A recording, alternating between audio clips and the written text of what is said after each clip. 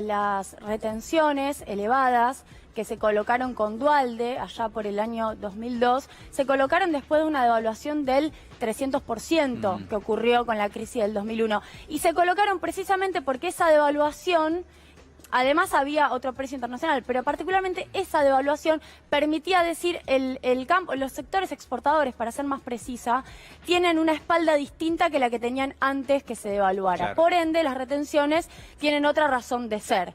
Entonces, en estos 4 años pasó esto, yo coincido, creo que 63 posiblemente hoy esté atrasado y haya algún tipo de actualización acomodándose a la inflación, con lo cual ni siquiera es un tipo de cambio que seguirá en este lugar.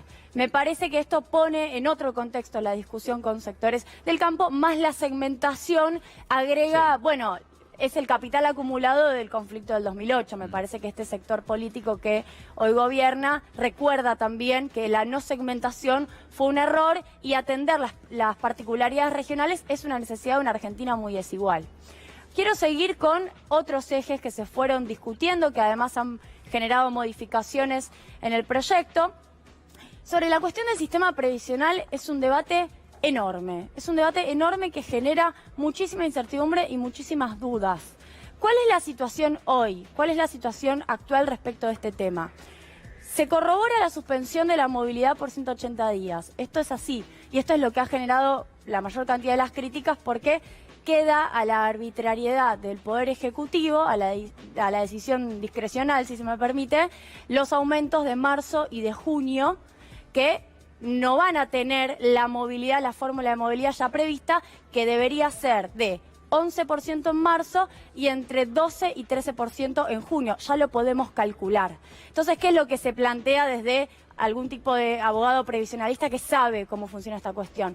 Yo ya tengo la estimación vía segundo semestre de 2019 porque se calcula con inflación pasada y vos en el medio me cambiás la lógica. Sí. ¿Qué va a pasar en el primer semestre de 2020? ¿Esto abre a la litigiosidad? Sí, abre a eso. Entonces, lo que queda por definir, porque no hay una opinión que uno pueda vertir todavía, no podemos decir si es para mejor o si es para peor, porque sencillamente lo que sí podemos decir es que queda la arbitrariedad del Poder Ejecutivo definir cuál será ese aumento. Lo que sí podemos decir es que esos aumentos, según se comprometió el Poder Ejecutivo, existirán en marzo y en junio, y que para que no haya ajuste deberían ser superiores a la movilidad prevista de 11% en marzo y de 12 a 13% en junio. Que la pregunta en términos de números, y en algún punto hay un Excel atrás de esto que explicaría la decisión, es si es suficiente topear jubilaciones máximas o jubilaciones más elevadas para redistribuir internamente. ¿Cuánto podés redistribuir internamente topeando las jubilaciones más altas? Yo hoy miraba algunos datos, los que tienen jubilaciones de más de 100.000 pesos son el 1,2% de los jubilados, no son una gran cantidad. Hay que ver cuánto de ese dinero topeado explica la posibilidad de fortalecer las jubilaciones más bajas, que son unos 3 millones de personas que están en la mínima prácticamente. Entonces, sí hay una desigualdad muy fuerte. La discusión de fondo es si esa redistribución interna de la plata previsional alcanza, porque finalmente hay una idea macro de hacer algún tipo de ajuste, o si no lo hay, de esperar a que el crecimiento económico licúe el gasto previsional, lo cual esta segunda opción me parece bastante más interesante y más válida pensando en la eventual judicialización que esto generaría. Pero a mi criterio no hay nada para decir hasta que no sepamos qué fórmula arbitraria de parte del Poder Ejecutivo se aplicará en marzo, y ahí podemos sacar conclusiones. ¿Por qué? Porque la movilidad de diciembre se aplicó. Es decir, son 6 meses contando marzo y junio, las dos movilidades que vienen. Y además está lo de los bonos o las sumas fijas de 5.000 pesos en diciembre y 5.000 en enero, solamente para jubilaciones mínimas. Y un solo haber. En teoría no habría para los que cobran 2 haberes. Bueno, quiero rescatar esto porque se le pidió desde la oposición al oficialismo una modificación en el artículo 52 que diga que en 6 meses se envía un proyecto de movilidad al Congreso. Esto no estaba puesto, es decir, que en junio Fernández debería enviar un proyecto de movilidad al Congreso y ahí aprobarse de fórmula. Moroni también dijo que habría una comisión, estoy hablando del ministro de Trabajo, para definir esa fórmula. Avancemos. Este tema me parece que quedará en el tintero por muchísimos meses en donde seguiremos hablando de la cuestión. Bueno, la cuestión de los dólares.